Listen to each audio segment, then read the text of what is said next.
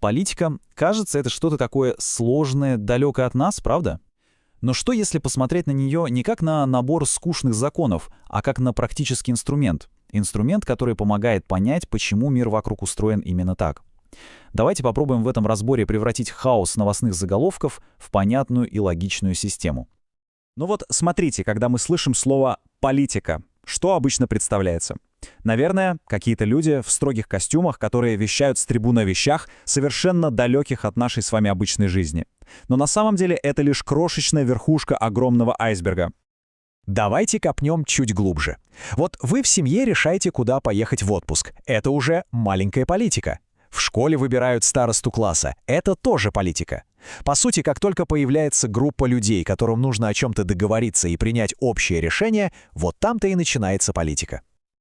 Если говорить формально, то да, у политики есть определение. Это система отношений между группами по поводу распределения ресурсов, власти и принятия решений. И не так уж важно, о каких ресурсах идет речь, о семейном бюджете на месяц или о бюджете целой страны. Принцип один. И все это в конечном счете сводится к одному главному фундаментальному вопросу.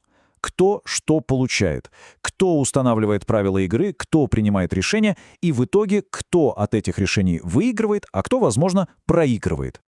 Итак, мы с вами выяснили, политика — это не просто скучные заседания и выборы раз в 4 года. Нет, это постоянный процесс, который происходит повсюду и каждый день. Чтобы лучше в этом разобраться, давайте представим политику как игру. У любой игры есть свое поле, своя арена, верно? В политике эти арены — это политические системы. Именно они определяют, по каким правилам будет идти игра. Давайте рассмотрим главные из них. Начнем, пожалуй, с самой известной арены — с демократии. Ключевая идея здесь да нельзя проста. Власть принадлежит народу. Люди могут либо сами напрямую голосовать по важным вопросам, либо, что бывает чаще, выбирать своих представителей, которые уже будут принимать решения от их имени. Но что именно делает система демократической? Тут есть несколько обязательных элементов. Это, конечно же, свободные и честные выборы. Это свобода слова и прессы. Это верховенство закона, которое работает для всех одинаково. И это разделение властей, чтобы ни у кого не было абсолютного контроля. Конечно, это такой идеал, и в реальности все сложнее, но это та планка, к которой стремятся. А теперь давайте посмотрим на совершенно другую арену — авторитаризм. Здесь все с точностью да наоборот. Власть сконцентрирована в руках одного лидера или очень узкой группы лиц, а влияние обычных граждан на то, что происходит, сведено к минимуму. Вот эта таблица, кстати, отлично показывает ключевые различия. Смотрите, в демократии выборы — это реальный способ сменить власть, а пресса может свободно критиковать правительство. В авторитаризме же выборы часто контролируются, их исход предсказуем. А медиа, как правило, транслируют официальную точку зрения. Но есть и еще более крайняя форма — тоталитаризм. Это система, где контроль государства становится, тотальным. Он проникает абсолютно во все сферы жизни, от экономики и политики до частной жизни и даже мысли человека. Здесь государство стремится контролировать не только то, что люди делают, но и то, что они думают. А теперь давайте посмотрим на эти системы с очень любопытного ракурса, глазами человека, который пытается в них что-то делать, как-то действовать. В демократии максимум свободы, но и конкуренция огромная.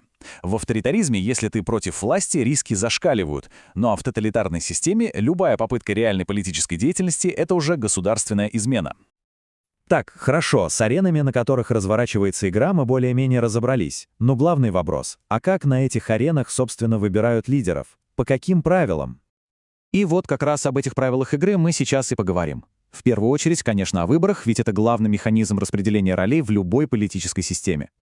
И выборы бывают разные. Давайте выделим 4 основных типа. Президентские, когда выбирают главу государства. Парламентские, когда формируют законодательный орган. Муниципальные — это выборы местных властей. И есть еще референдумы, когда все граждане голосуют по какому-то одному, но очень важному вопросу. Брексит. Референдум о независимости Шотландии. Наверняка все слышали эти слова. Это, пожалуй, самые громкие примеры из недавнего прошлого, которые показывают, как один референдум может полностью изменить судьбу целой страны. Так, что же это такое референдум? По сути, это инструмент прямой демократии. Людям задают конкретный вопрос и предлагают ответить просто «да» или «нет». И это решение принимается напрямую, без всяких посредников в виде депутатов. Окей, арены есть, правила тоже есть. Но что все это приводит в движение? Какой, так сказать, мотор у всей этой политической машины? Ответ простой — это власть и интерес. Именно они заставляют все фигуры на доске двигаться. И сама власть, кстати, бывает разной, можно выделить 3 ее основных разновидности. Первая — это авторитет, когда люди подчиняются добровольно, потому что уважают лидера. Вторая — влияние, когда кого-то убеждают силой аргументов или харизмы. И третья — господство, когда подчинение основано на страхе и угрозе наказания. Чтобы было совсем понятно, вот вам простейший пример господства. Сотрудник полиции заставляет меня что-то сделать, иначе меня арестуют. Все. Тут нет ни уважения, ни убеждения. Есть только прямая угроза применения силы. Это самая базовая, но, к слову, и самая хрупкая форма власти. А что же движет теми, у кого есть власть? Интересы. Их условно можно разделить на 3 уровня, как слоеный пирог. Есть личный интерес, скажем, карьера политика. Есть групповой интерес, например, прибыль большой корпорации. И есть национальный интерес, безопасность всей страны. И самое главное, что эти интересы постоянно сталкиваются и конфликтуют друг с другом. Итак, мы с вами прошлись по аренам, правилам и по самой механике политики. И главный вопрос — а зачем все это? Какая от этого польза? А польза в том, что это фундаментально меняет наш взгляд на происходящее.